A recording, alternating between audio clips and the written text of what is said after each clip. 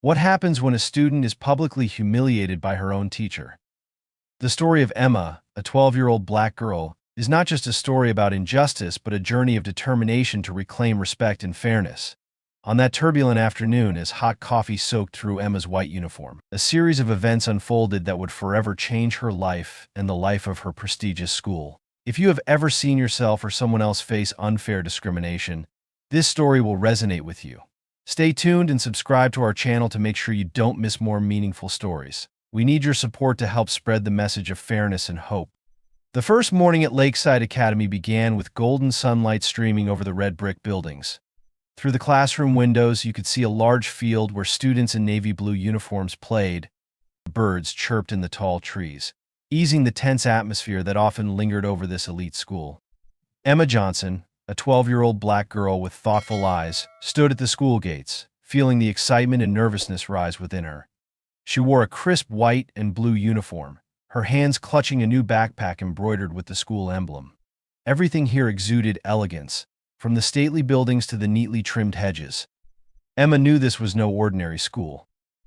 Lakeside Academy was a symbol of excellence, a place where children from distinguished families studied to prepare for a bright future. But she also knew that being accepted here would not be easy, not only because she was new, but also because she came from a background that many here might see as different. David Johnson, Emma's father, had brought her to school that morning. A successful entrepreneur in green technology, he was known not only for his talent but also for his compassion and tireless fight for social justice. He leaned down, placing a hand on his daughter's shoulder, his eyes full of pride and encouragement. "Emma, do you know why I chose Lakeside for you?" David asked, his deep voice filling her with reassurance. "Because it's a place where I can learn from the best," Emma guessed, a soft smile appearing on her face. "That's right, but not only that," David said, his gaze filled with resolve. "I want you here so you know that you deserve to be anywhere you choose to be, no matter what others might think. You are your own light, Emma." Emma looked at her father, feeling a warm wave of encouragement wash over her. "I'll do my best, Dad." "That's all I hope for," David smiled, waving as Emma turned to step through the school gates. As the large iron gate closed behind her, Emma felt the tension in the air. She walked through the gleaming tiled hallway, where curious eyes and whispered words followed her. Every step seemed weighted with the pressure of being different, with the silent judgments in the air. But Emma kept her head high, remembering her dad's words, "You are your own light." Emma entered her first classroom, a bright room with large windows overlooking the tree-shaded schoolyard. She felt all eyes on her, watching and assessing. The other students, neatly dressed in their uniforms and surrounded by their expensive school supplies, whispered amongst themselves. Taking a deep breath, she moved to an empty desk in the middle of the room and sat down, feeling her heart beat a little faster. Just then, a group of girls nearby began whispering, their sharp glances directed at Emma. Leading the group was Sophie Parker, a girl with striking blonde hair and a self-satisfied smile. She squinted and turned to say something to her friends, who burst out giggling. "Are you the new student?" A gentle voice came from beside her. Emma turned to see Anna Kim, a petite girl with long black hair and a friendly smile. "Yes, I'm Emma," she replied, trying to keep her voice steady.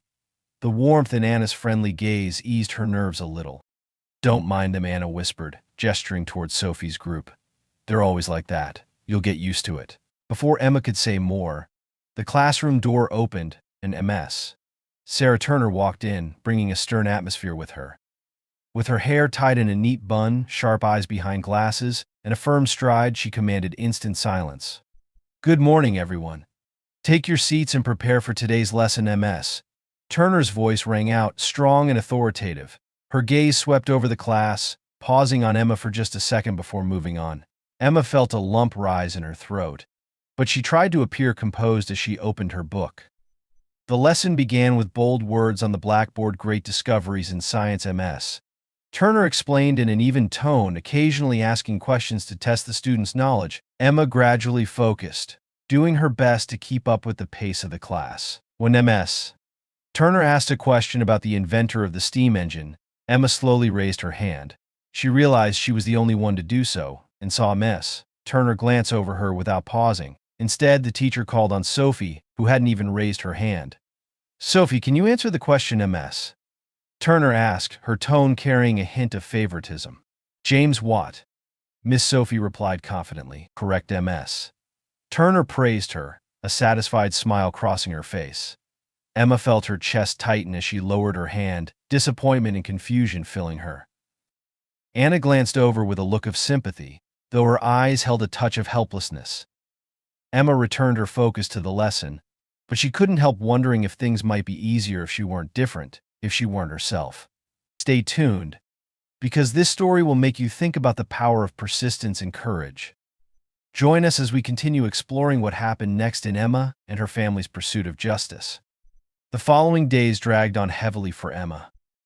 Each morning as she walked across the school grounds, she felt as though every gaze was fixed on her. Outwardly, Lakeside Academy appeared like a perfect world, but Emma knew well the hidden prejudice and judgment beneath its polished surface. At lunchtime that day, Emma walked into the cafeteria, the air filled with the warm aroma of food and the lively sounds of conversation. She scanned the room for an open seat, but every table was packed with groups laughing and chatting. Just as she was about to settle alone in a quiet corner, Anna waved from a table by the window.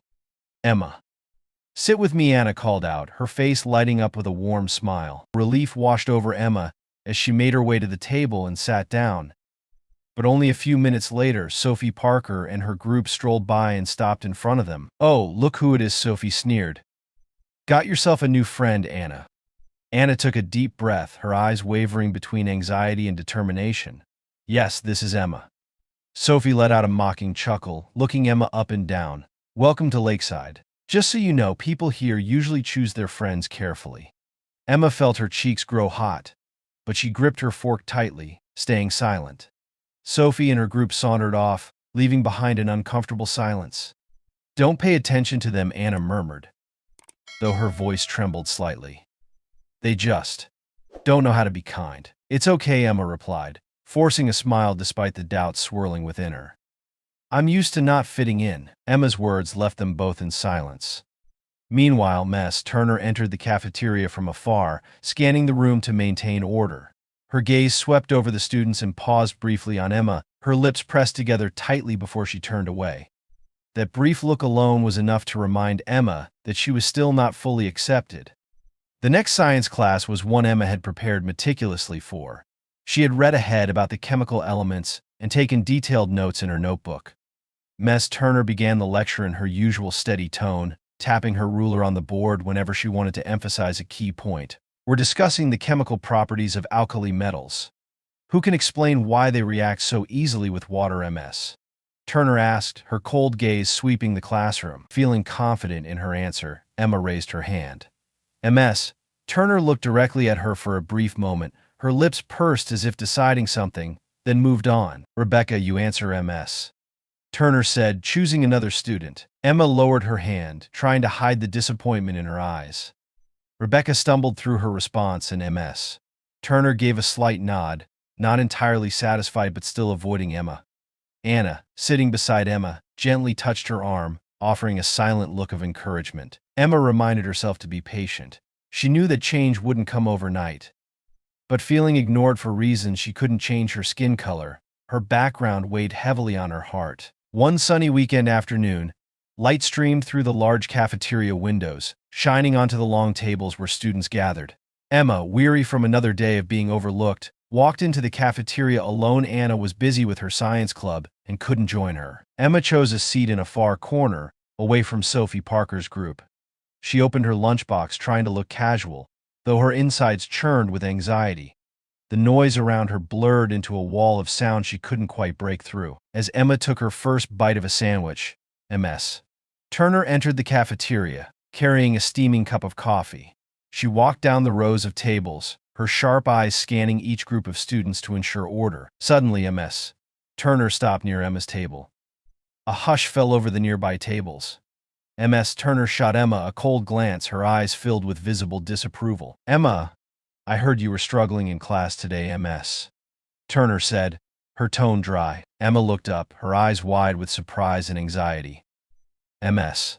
Turner, I was just trying to. But before Emma could finish her sentence, Ms. Turner's hand trembled slightly, and the cup of hot coffee tipped, spilling directly onto Emma's white uniform shirt. The entire room fell silent as drops of coffee dripped down onto the table, staining her shirt. Emma sat frozen, unable to process what had just happened. The scalding coffee startled her, but the heat of embarrassment burned even more deeply within. "Be more careful next time, Emma Miss," Turner said, her voice laced with mockery. Not a word of apology, not a hint of remorse. She turned and walked away, leaving Emma under the stunned and judgmental gaze of her classmates. A few snickers came from Sophie's group. Emma struggled to hold back tears, her hands trembling as she reached into her bag for a tissue to wipe her shirt. She felt as if every eye in the room was on her, humiliation welling up inside. Anna, who had just returned from her club meeting and had witnessed the incident from across the room, rushed over to Emma, her face showing clear anger and concern. "Emma, are you okay?" she asked, her voice shaking. "I'm fine," Emma whispered, her voice unsteady. She stood up, gathered her things, and hurried out of the cafeteria before anyone could see the tears that were beginning to slip down her cheeks. That night, Emma sat quietly in her bedroom, staring out the window. The soft glow of yellow lights from nearby houses cast a gentle illumination against the deep night sky. She heard her father's footsteps approaching, and the soft knock on her door made her turn around. "Emma, are you okay?" David asked as he stepped in, noticing the coffee-stained shirt hanging on her chair. His eyes darkened as he realized something had happened.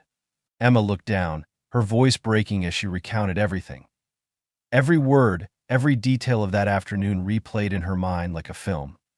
David listened, his hands clenching, saying nothing until she finished. "Emma, you deserve respect," David said, his voice low but filled with determination. "Tomorrow I'll go to the school with you, and we will address this. No one has the right to make you feel less than you are." Emma looked up, her eyes brightening a little in the darkness. "Thank you, Dad," she whispered, feeling a warmth and safety in her father's promise. Stay tuned, because this story will make you think about the power of persistence and courage. Join us as we continue exploring what happened next in Emma and her family's journey toward justice. The next morning, sunlight poured into David Johnson's home office, illuminating his tidy desk adorned with family photos. He was holding his phone, his sharp gaze focused on the screen as he searched for the contact information of an old friend, Jonathan Reed, a former attorney specializing in education rights. "Jonathan, I need your help," David said as soon as the call connected, his voice weighted with determination. "My daughter was humiliated by a teacher, and I'm not going to let this go." On the other end, Jonathan paused thoughtfully before responding. "I understand, David. We need to get to the bottom of this. First, I'll help you gather the necessary information and assess the best course of action." David nodded, a resolute look in his eyes. He knew this wasn't just about Emma, it was about creating a fair environment for all students. He needed to find out if Ms. Turner had treated other students in the same way. That evening, David hosted a small gathering at his home to talk with other parents he knew who had children in Emma's class. In the spacious living room bathed in warm yellow light, a few parents began to gather, their expressions a mix of curiosity and concern. Marcus, the father of another black student in the class, spoke up first after David recounted Emma's story. "My son, Jamal, has also mentioned unfair comments from Ms. Turner. He says she only calls on the top students from wealthy families and rarely acknowledges anyone else." Another parent, Maria Lopez, the mother of a Latina girl named Isabella, nodded in agreement. "My daughter has also felt ignored in Ms. Turner's class. I used to think it was just because Isabella is shy, but now I'm beginning to have doubts." The atmosphere in the room grew tense as story after story emerged. David listened, feeling his heart grow heavy. But the support from those around him gave him strength. "We need to do something," David said, his voice ringing with conviction. "Not just for Emma, but for all our children. I'm going to meet with the school and request a fair investigation. Anyone who wants to stand with me, let's make our voices heard." Nods of agreement filled the room, determination evident in the parents' faces. They all understood that standing up wouldn't be easy, but it was necessary. The next day, David called to arrange a meeting with Principal Mrs. Thompson and some members of the school board. He knew he couldn't arrive empty-handed, so he gathered every piece of evidence he could, including statements from other parents. Jonathan also promised to stand by David's side. preparing the necessary legal documents in case they were needed. "Dad, are you really going to do this?" Emma asked, her eyes filled with worry as she watched her father organize papers and compile evidence. David paused and turned to his daughter, crouching down to look her in the eyes. "Emma, this isn't just for you. It's for every child who's been treated unfairly. I'm going to do everything I can to make sure no one else has to go through what you did." Emma felt the strength in her father's every word, and it made her feel protected and empowered. She smiled slightly for the first time in days. That morning, the sky was overcast with gray clouds, casting a heavy atmosphere. David walked into the lobby of Lakeside Academy, carrying a file filled with evidence and statements from parents. His lawyer friend, Jonathan, walked beside him, his eyes filled with determination. Principal Mrs. Thompson sat at the head of the conference table, her expression a mix of curiosity and concern. Beside her was Mr. Carter, a senior member of the school board with a steely gaze, and Miss Radcliffe, an educational supervisor. As David and Jonathan took their seats, the room fell into tense silence. "Thank you for coming," Mrs. Thompson began, her tone cautious. "We've heard about the incident and are eager to gain a clearer understanding of the situation." David placed the folder on the table, his gaze fixed on the principal. "I'm here not to cause trouble but to ensure that my daughter and all students are treated with fairness and respect." Jonathan spoke next, his voice steady and firm. "We've gathered statements from multiple parents and students. They consistently report favoritism and unfair treatment by Ms. Turner in the classroom. This is a serious issue that requires investigation." Mrs. Thompson glanced at Mr. Carter, who was flipping through the documents, his brows furrowed. "Ms. Turner has worked here for over 10 years and is highly regarded for her abilities. We'll need time to thoroughly investigate these allegations," she said, her tone remaining calm. David leaned forward, a controlled anger flashing in his eyes. "Time is something my daughter and the other children don't have. Just yesterday, Emma came home with coffee stains on her shirt and a broken spirit. I can't wait through a prolonged investigation without concrete action." A heavy silence hung over the room. Miss Radcliffe was the first to break it. "David, we will begin an internal investigation immediately. But please understand, this cannot be resolved overnight. We need to verify each statement and consider other factors." Jonathan interjected, "We understand that, but we also hope temporary measures will be taken to prevent further harm to any students." Principal Mrs. Thompson took a deep breath and nodded. "I assure you that we will take this matter seriously. Ms. Turner will be temporarily suspended while the investigation is conducted." David felt a small sense of relief, but he knew this was just the beginning. "We'll be closely following this process and expect transparency from the school. I won't hesitate to take further steps if necessary." As the meeting ended, David stood and shook hands with Jonathan. "Thanks for being here," he said quietly. "We're just getting started," Jonathan replied, his sharp eyes showing determination.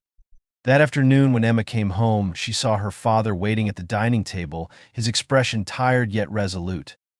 "I went to the school today," David said gently. "And what did they say?" Emma asked, her eyes filled with worry. "They agreed to investigate and have temporarily suspended Ms. Turner during the process," David replied, a slight smile on his lips.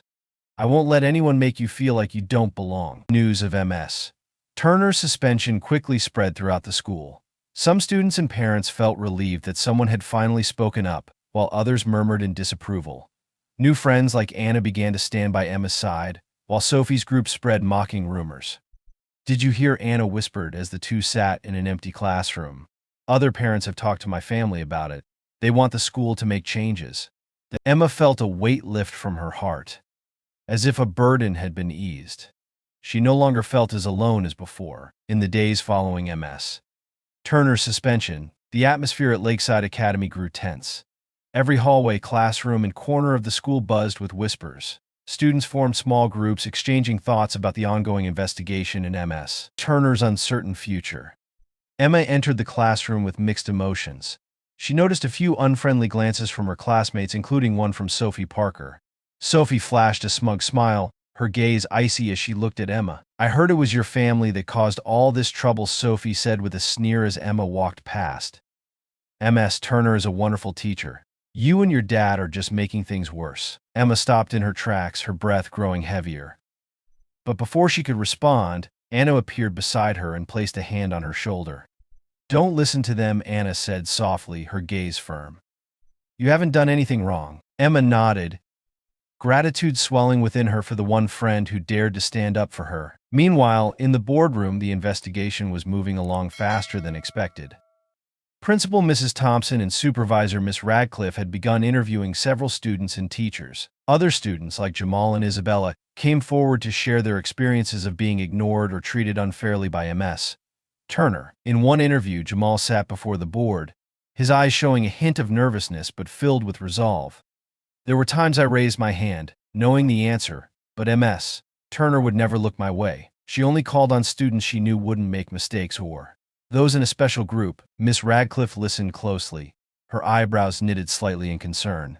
"We appreciate your courage in speaking up, Jamal," she said, her voice gentle but thoughtful. Outside the meeting room, David and Jonathan waited anxiously, tension visible on their faces. They had done everything possible to ensure the truth would come to light, but the uncertainty was still hard to bear. "We need to be prepared for any outcome," Jonathan whispered to David. "The school might try to delay this to avoid public pressure." David nodded, his eyes never leaving the meeting room door. "I'm not afraid of a long fight. I just want to make sure Emma and the other students won't have to endure this injustice any longer." News of the investigation had spread beyond the school, reaching the parent community. A small group of parents, including Mrs. Carter, Sophie's mother, began holding informal meetings to discuss the impact of the investigation on the school's reputation. "This situation will damage Lakeside Academy's image, and that's no good for any of us," Mrs. Carter said sharply. "We need to maintain unity and not let baseless accusations destabilize our children's learning environment." However, during the meeting, Marcus and Maria Lopez voiced their objections. "We can't ignore that there's a real issue here," Marcus said, his eyes filled with determination. "If we don't face the truth, we'll never create an environment where our children truly feel safe and respected." As tensions continued to rise, Emma received unexpected support from another teacher, Mr. Hernandez, her history teacher. He approached David after school, looking both concerned and determined. "David, I've seen things in Ms. Turner's classroom that didn't seem right. I stayed silent before out of fear of losing my job, but I can't keep quiet any longer," he said, his voice low but steady. David looked at the middle-aged teacher in front of him, sensing the sincerity and courage in his words. "Thank you, Mr. Hernandez. Your support means a great deal." After 2 weeks of thorough investigation, Lakeside Academy officially announced the results. Students and parents were invited to an all-school meeting, held in the large assembly hall under bright lights shining down on rows of neatly arranged wooden chairs. Tension filled the room, with whispers and cautious glances exchanged everywhere. David and Emma sat near the front, their hearts racing. Jonathan, ever the professional, sat beside David, clutching his briefcase. Some students glanced at Emma curiously, while Sophie Parker's group barely hid their annoyance. Mrs. Thompson stepped up to the podium, her expression serious yet attempting to appear composed. "We have completed the investigation into the allegations concerning Ms. Sarah Turner," she began, her voice carrying across the hall. The room fell silent, with all eyes fixed on her. "After reviewing statements from students, teachers, and parents, we have found evidence of discrimination and favoritism in Ms. Turner's classroom. Therefore, we have decided to suspend Ms. Turner temporarily while we take further steps." A ripple of murmurs spread through the room, mixing surprise with satisfaction. Emma felt a wave of relief rise within her, though she knew this was only the first step. "We are also committed to implementing training programs on inclusion and fairness for all teachers and staff," Mrs. Thompson continued, "to ensure that no student ever feels ignored or discriminated against." News of the investigation's outcome spread quickly. Parents like Marcus and Maria Lopez voiced their support for the school's decision, hoping it would mark the beginning of positive change. Meanwhile, a small group of parents, led by Mrs. Carter, voiced their displeasure, arguing that the decision damaged the school's reputation. "I don't believe this was truly fair," Mrs. Carter said during an informal gathering at her home. "Lakeside has been dragged into unnecessary trouble." However, Emma's courage and David's determination began to resonate with others. Mr. Hernandez, the history teacher, defended the school's decision at a staff meeting. "We can't ignore the truth just to protect our image. If we want this school to improve, we need to change," he said, his voice firm with conviction. Although the investigation's result was an initial victory, Emma still felt the pressure from whispers and scrutinizing looks. During recess, as she sat alone on a bench in the schoolyard, Anna approached and sat beside her. "Emma, I know this hasn't been easy, but you did the right thing," Anna said warmly. Emma looked up, her eyes shining with emotion. "I'm not sure if people understand me, or if they just see me as the one who ruined everything." "You didn't break anything," Anna said, holding her friend's hand tightly. "You helped us open a new path." In the weeks that followed, Lakeside Academy began implementing new training programs focused on anti-discrimination and creating an inclusive environment. Workshops and group activities were organized to help both teachers and students understand the importance of fairness and diversity. Mr. Hernandez led one of the discussions, creating a safe space where students could openly share their experiences. David and Emma noticed a positive shift in the behavior of many students and teachers. Though a few people still showed reluctance, Emma felt the growing support and empathy from others. She began to trust more in her ability to overcome challenges and stand up for what was right. A month passed since the school's decision to suspend Ms. Turner and introduce new training programs. Outwardly, things seemed to have stabilized, but David knew that real change required time and ongoing vigilance. In his mind, this wasn't just a temporary victory, it was a commitment to Emma's future and that of all students. David decided to become more active in the parent council to ensure that his voice and those of other parents would be heard. At his first meeting, he was met with surprised and curious glances. Mrs. Carter spoke up first. "David, it's surprising to see you here. I hope we can have open discussions without further harming the school's reputation." David remained calm, his voice steady but firm. "I'm not here to cause disruption. I'm here to make sure what we've started doesn't get overlooked. We need to create an environment where every student feels safe and respected." Several parents nodded in agreement, though others still looked hesitant. Marcus added, "I'm fully in support of this. If we don't stand up for our children, who will?" The school workshops continued, this time with more active participation from teachers, especially Mr. Hernandez. In an open discussion with students, he invited Emma to speak about her experience. Emma stepped up to the podium, her hands trembling slightly, but her eyes were resolute. "I used to feel like an outsider in my own classroom. But after everything that happened, I realized that standing up isn't wrong. It's necessary. We all have the right to speak out when we feel something is unjust." Applause erupted from several students, including Anna, who sat in the front row, her eyes filled with pride as she looked at her friend.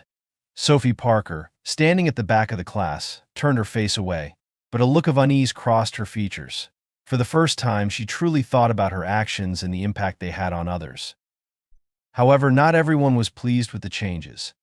Mrs. Carter and a few other parents began sending complaint letters to the school board, arguing that the training sessions and workshops were merely superficial and divisive, rather than unifying. David recognized this opposition and understood that sustaining the change would require a broader approach. He met with Jonathan to discuss next steps. "We need support from the wider community, not just from parents at the school," David said. "We could organize a public event," Jonathan suggested. "A workshop that includes community leaders and education experts to show that this isn't just about one school. It's part of promoting fairness and inclusion in education." A month later, the workshop was held at the local community center, drawing parents, teachers, students, and outside supporters. David stood at the podium, with Emma beside him, feeling for the first time that he was not just a father protecting his daughter, but part of a larger movement. "We're here today to ensure that values like fairness and respect are not just words but actions," David said in his speech. "Emma and the other students have shown us that change begins with courage and perseverance." Several parents who had previously opposed the changes, including Mrs. Carter, attended, listening silently. After the workshop, Emma felt an overwhelming sense of pride. She looked at her father with gratitude and said, "I think we've made a difference, Dad." David smiled, placing a hand on her shoulder. "We have, Emma, and we'll keep making one." In the following months, Lakeside Academy continued implementing programs and activities to maintain fairness in education. Teachers were encouraged to participate in workshops to learn inclusive teaching practices, and students took part in group discussions to share their thoughts and feelings. Emma no longer felt like an outsider. She had found her voice and support within the community. Although there would be more challenges ahead, she knew she wouldn't face them alone. As time passed, Lakeside Academy changed visibly. Training sessions and discussions on equity and diversity became an essential part of the school's culture. Feelings of hesitation and resentment gradually gave way to openness and unity. Emma regained her confidence. Now, she was not just an ordinary student but a symbol of standing up for what is right. She continued to make new friends, even among those who had once kept their distance. Anna remained her best friend, but Emma's circle had grown larger and more diverse. One afternoon after school, Emma sat beneath the large tree in the schoolyard with Anna and a few other friends. Laughter filled the air, blending with the sound of the breeze rustling through the leaves. Emma felt a deep sense of peace, realizing that the challenges she had faced had made her stronger and more resilient. From a distance, David watched his daughter, his heart swelling with pride.